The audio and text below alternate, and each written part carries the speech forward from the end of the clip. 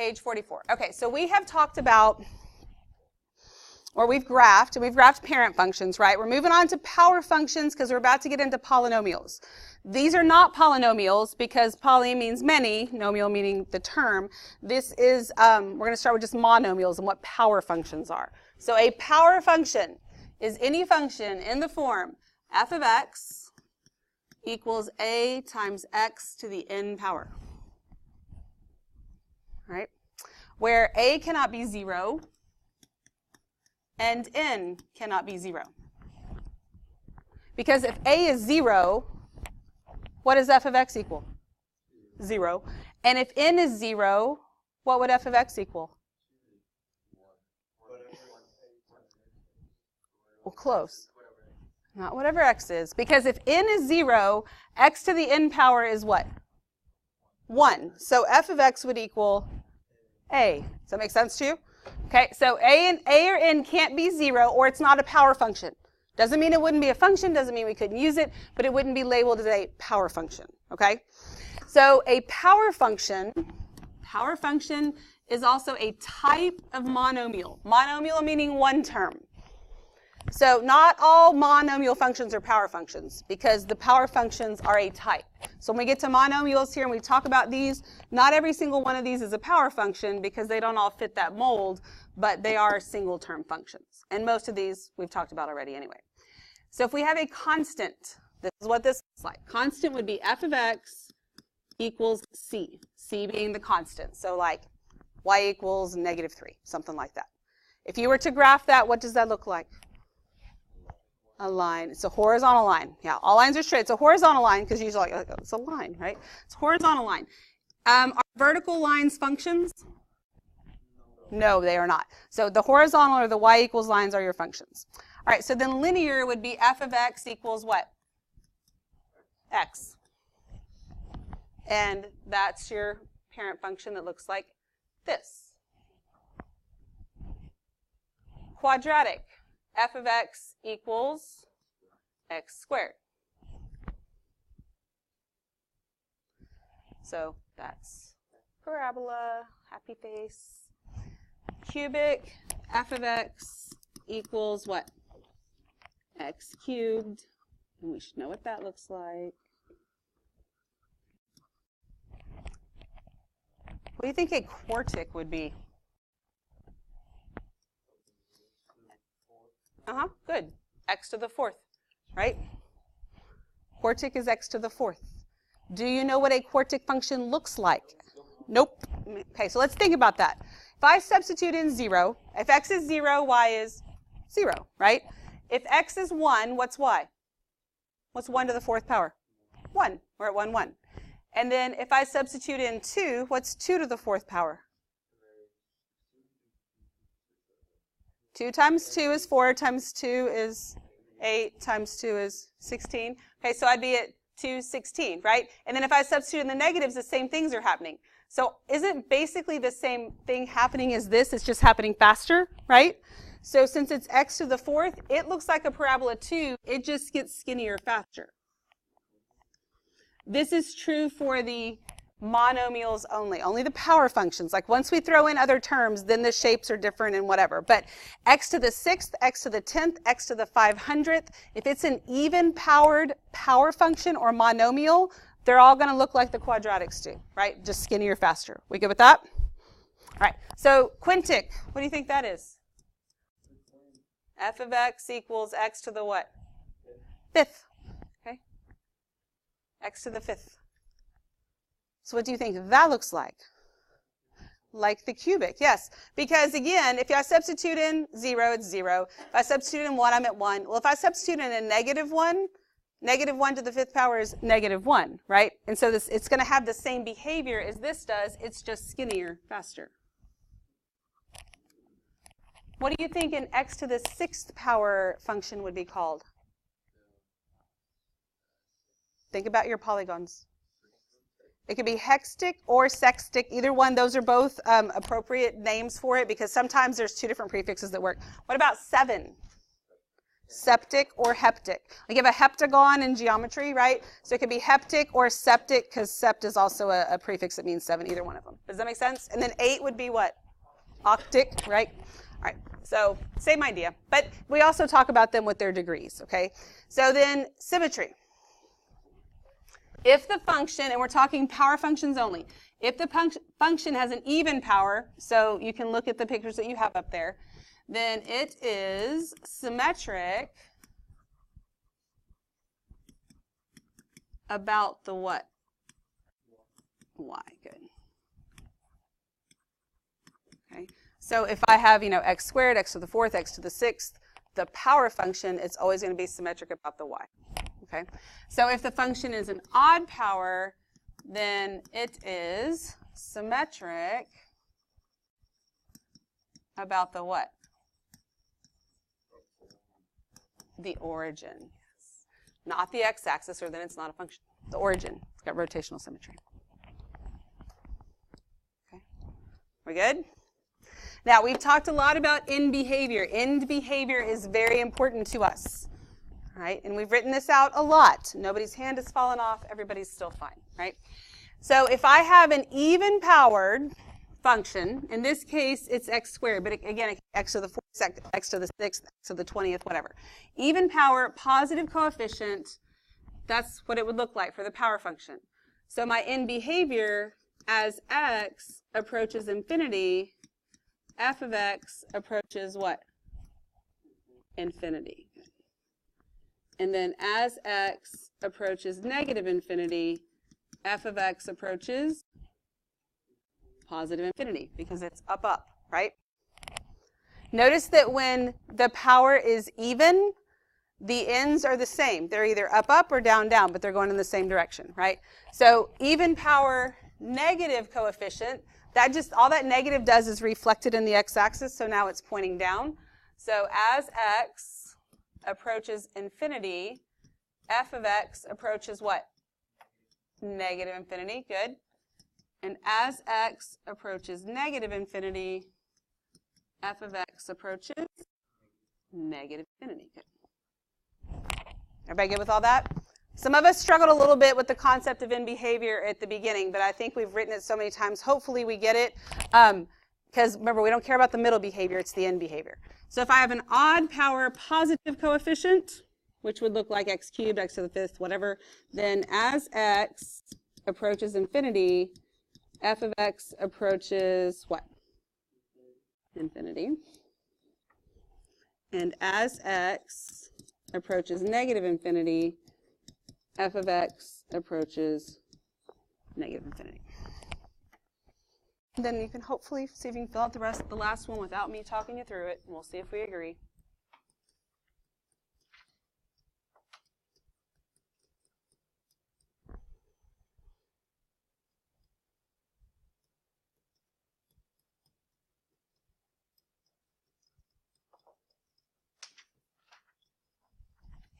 We agree with that? As x approaches infinity, f of x approaches negative infinity. As x approaches negative infinity, f of x approaches infinity. We got that, right? We good? Awesome. All right, so let's flip it over on the back. We're going to graph. So it says, graph each function and identify its key characteristics. All right, well, I've got to graph this 3x to the 6th power. That is an even-powered power function, which means the parent function looks very much like a quadratic, right? So there's what my parent function looks like for the most part. The 3 there does what as far as transformations are concerned? Vertical stretch of 3, right? So I have 5 anchor points. All 5 of them may not fit on my graph, and that's okay, but I've got 5 that I have to at least try. The 0, 0 would be the first one, right? And so 0, 0, the 3 does nothing, because I multiply 3 times 0 and I get 0, and then it's just that point, right? So then the next anchor point would be 1, 1. Because if I substitute in 1 to the original, I'd get 1. And then vertical stretch of 3, so my y value becomes 3. I have symmetry, so same points over here. So I don't really know what my anchor point, my other 2 anchor points are necessarily without figuring it out. But if I substituted 2 into here, 2 to the 6th power is going to be a pretty big number, right? And then I'm going to multiply that number by 3, right? Any chance it's going to be on this grid that I can graph? No, it's like way off my graph, right? So that's important for me to know. Even though I can't graph it, it's like way up there at -2 and 2. So I just know that my graph is skinny. And when I go to graph it in, it looks something like this. Okay. So even though I can't plot them, thinking about what they are, even if I don't know the exact value, is still beneficial to me. Then I have to figure out the rest. What's the domain of this? Negative infinity to positive infinity. The range would be what? 0 to infinity. And I do include 0. Good. So I handed back papers the other day, and somebody got their paper back, and they were like, oh, you took off 5 points because I didn't put a bracket. I said, no, sweetheart. I counted the question wrong because your answer is wrong. Okay? If you don't put the bracket, then you're not including 0, which makes it wrong. Right? You know, you're saying something different. It's not like you just forgot it. You wrote the wrong thing, which makes it wrong. So just keep that in mind. That's an important thing to look at. Your x-intercept is here at 0, 0. Why don't you include that one? It's an ordered pair. So you would never have brackets there when it's just an ordered pair. It's not an interval. You only do that with intervals. All right, so if your x-intercept is 0, what's your y-intercept? 0, 0. And then, is it increasing anywhere? Yes. So from 0 to infinity, it's increasing. Is it decreasing anywhere? Yes. Negative infinity to 0, right? We good? All right, is there any symmetry? About the what? Y-axis. Good. Now, the first time we wrote about symmetry, I wrote it as is symmetric with respect to blah, blah, blah. And here I wrote about the y-axis. I did it differently on purpose because it doesn't matter. It's the same thing either way, and you kind of need to be familiar with both sets of words. It means the same thing. All right, any discontinuities? Nope. So I put none, and then I got to write in the end behavior. As x approaches infinity, f of x approaches what? Infinity. And as x approaches negative infinity, f of x approaches infinity. Any questions at all? We good? Awesome. Let's do the next one. So I have -2 x to the 5th. That's a power function with an odd exponent, which means the parent function looks very much like a cubic, right? So there's a little parent function. What does that negative do? Reflects in the x-axis, and then the 2 is a vertical stretch. Good. So I start with 0, 0. The negative and the 2 do nothing. I'm still at 0, 0. My next anchor point would be at 1, 1. Well, that negative reflects it in the x-axis. So now my y value is -1. Vertical stretch of 2 gets me to -2. My other anchor point would be -1, -1. I reflect in the x-axis. Vertical stretch of 2. There's that point. Okay, so then my next anchor point, I don't know what it is, so I could, like if I substituted in a 2, 2 to the 5th power, pretty big number, yes? Then I got to double it. Any chance of it being on my graph? Nope. So I just know it's way off my graph, which means it's skinny and it comes down and looks something like that.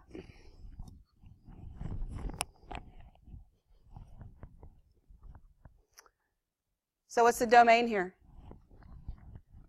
Negative infinity to infinity. And our range? Negative infinity to infinity. Good. What's your x-intercept? 0, 0. And if 0, 0 is one of your x-intercepts, it has to be your y-intercept. Is it increasing anywhere? Nope. So we have none of these. And it's decreasing the entire way, right? So negative infinity to infinity. And we have symmetry about the what? Origin. Okay, good. Any discontinuities?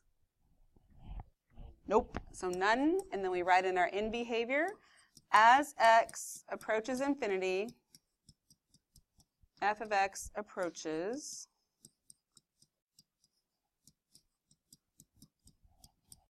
So as x approaches infinity, what does f of x approach? Negative infinity. And as x approaches negative infinity, f of x approaches infinity. Everybody okay with all that? You kind of got the hang of it? Okay, we're going to do the last one anyway. I don't know that we necessarily have to have a third example, but something happens here that I want to look at, so we're going to do it too. It won't kill us. All right, so I have negative 1/2 x to the 4th, which means that my parent function looks very much like a quadratic. That negative is going to do what? Reflected in the x-axis. The 1/2 is a vertical compression of 1/2. Okay, so 0, 0 is still just 0, 0 because there's no translations. My next anchor point would be 1, 1. I reflect it in the x-axis, so it becomes 1, negative 1. I have a vertical compression of 1/2, so my y becomes 1/2. And then I've got symmetry, so I can throw the other one in there too. Everybody good with that? Now, to substitute in a 2, what is 2 to the 4th power? 16. 2 times 2 is 4, times 2 is 8, times 2 is 16. So 2 to the 4th is 16, not on my graph. But I'd have to take that 16 and multiply it by a negative 1/2. What would that give you? 8, negative 8, right? Is negative 8 on your graph? Yes, and so since it is, it has to be on your graph, right? This one fits, so we want it on there. So I'm going to go to 2, negative 8, and negative 2, negative 8, which is the last one, so you don't have to count. It only goes to 8. I know the boxes are little. So because that helps you with your shape, right? And so this one has all 5 points on there. Sometimes that will happen, sometimes it won't. And then we just sketch in our graph. Get that right there. Okay? Everybody okay with all that? And if you kind of miss your point like I did right there, you can just make your point a little bit bigger and then everything's fine. All right, so our domain, negative infinity to infinity. Is that the same as our range also? Nope. Range is what? Negative infinity to 0. Do I include 0? Yes, I do. X-intercept. Well, look what these all have in common. 0, 0, and 0, 0 for your y-intercept. We are increasing from where to where? Negative infinity to 0, and then decreasing from 0 to infinity. Okay, everybody okay with that? We know how to decide that? All right, so we have symmetry about the, what? Y-axis. No discontinuities. And then get your end behavior written in, and we can see if we agree.